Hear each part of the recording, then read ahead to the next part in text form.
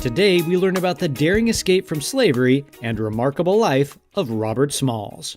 Smalls had been conscripted by the Confederacy to serve as a crewman aboard the armed steamship, the CSS Planter.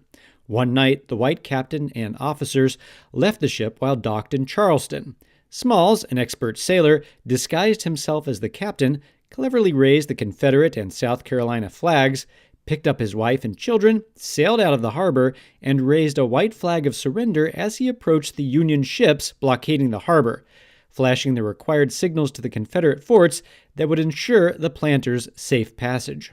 Afterward, his expert knowledge of the South Carolina coast came in handy as he piloted the Planter again, this time for the Union. After the war, Smalls continued his service to the country, serving as a general in the South Carolina militia, publishing a newspaper, and founding a school for African American children.